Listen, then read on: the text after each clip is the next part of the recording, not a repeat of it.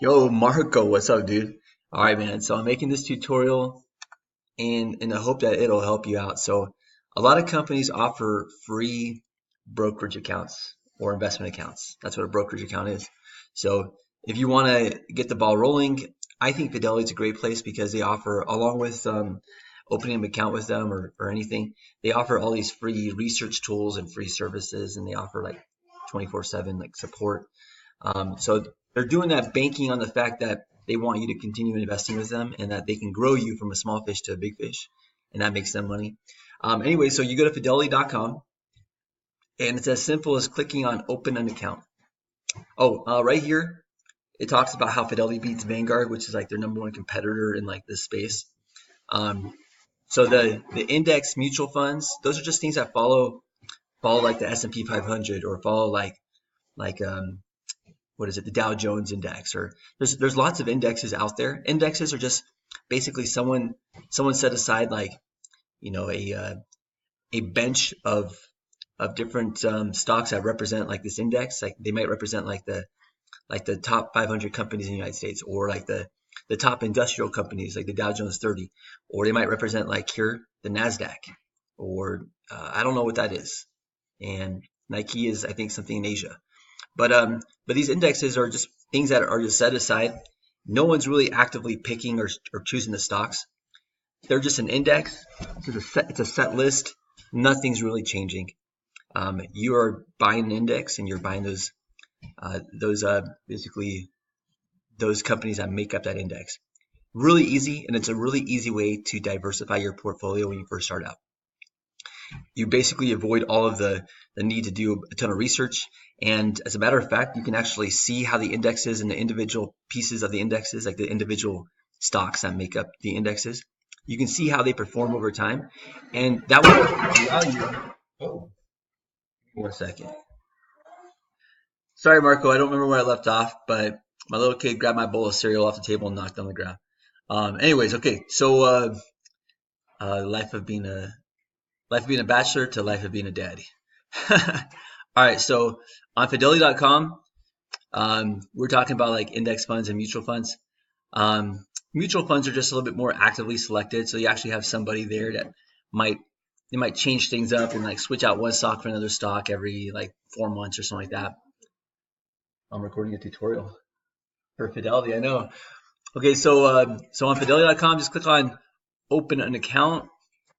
It's free, no worries. You do got to plug in your social just because everything's regulated, like heavily regulated by the SEC, Securities and Exchange Commission. So, okay, so now you have a couple of options of which account you want to open. Dude, based on what you're telling me, you don't want to touch this money until you're like 60 because you're 40 right now. This is ideally going to be best served for you as a retirement plan, because retirement plans offer tax benefits. These are the retirement plans right here. Now, there's your normal retirement plan, which they call a traditional IRA, and then you have a more flexible retirement plan called a Roth IRA. I'll go into those two maybe a little bit later. If you want to learn more about them, just click on this compare Roth and traditional IRAs little link right here. It's really good. But just general idea for both of them is that when you get money, you get taxed on it, like from your job or whatever. So you get taxed on it, or from selling solar and stuff. Now, when you put money into a traditional IRA, let's say you had income for the year 2019 of $100,000, and you put $6,000 into a traditional IRA. So instead of getting taxed on $100,000, you're getting taxed on $94,000. $100,000 minus $6,000. Kind of see what I'm saying? So the government basically says, hey, look, we're not going to tax you on as much because we are incentivizing you to save for your retirement. So that's a traditional IRA. The nice thing also about traditional IRAs is that as you're buying, so you might buy a mutual fund and sell a mutual fund and buy a mutual fund and sell a mutual fund. So usually when you have a normal brokerage account right here in the investing and trading section, these are your normal, not special, they're like bank accounts where you can like buy and sell stocks and mutual funds and stuff. Ignore this right here. Focus on the brokerage account.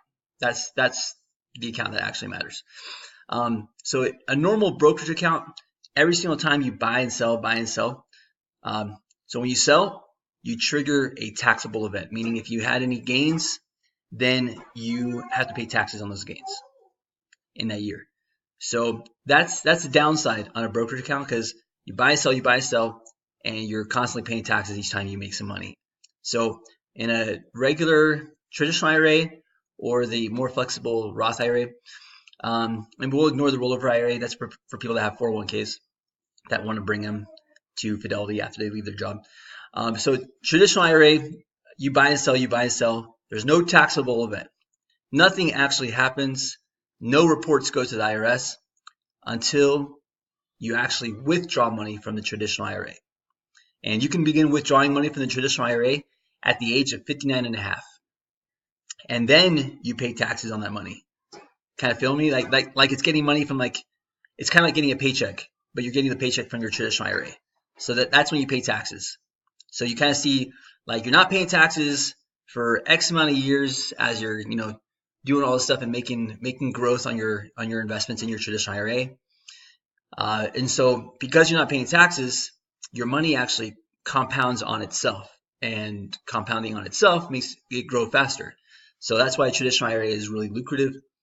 The Roth IRA is the same, except you don't get a tax deduction. So let's say, for example, you put $6,000 into a Roth IRA, you made $100,000 in 2019.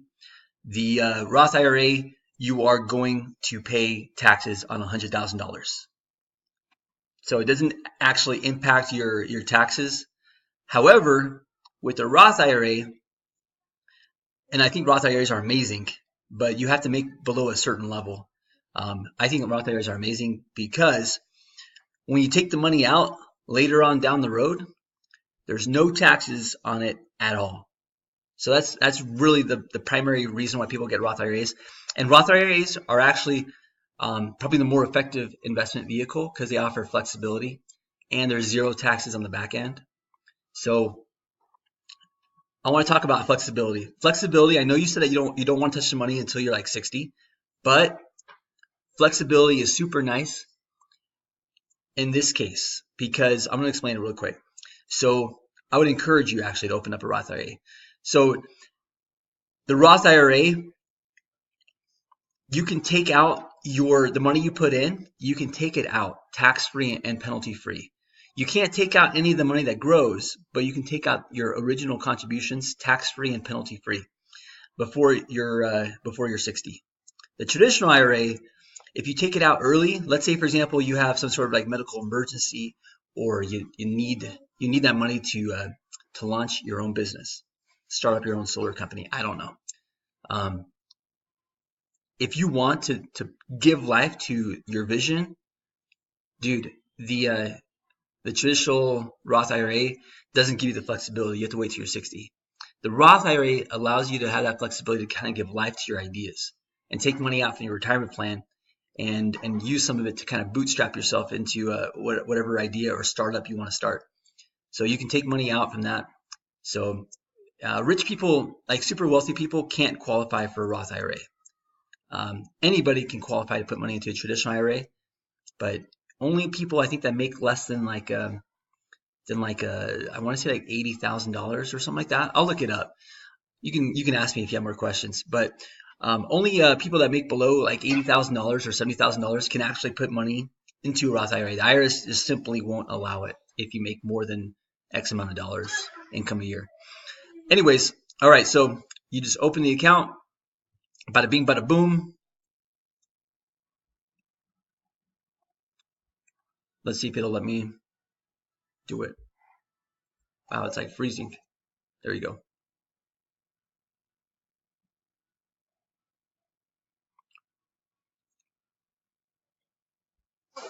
Wow, this is super slow.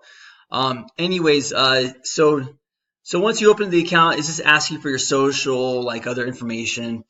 You got to put it in just because everything's regulated. It has to have your social in there. But Fidelity's super, super, super private. They're not going to mess with your information at all. Anyways, dude, okay, so this is the first tutorial. I thought it wouldn't take as long. I thought I would actually put some more time into showing you investments. I'll do that in the next tutorial. All right, man. Take care. See you, Marco.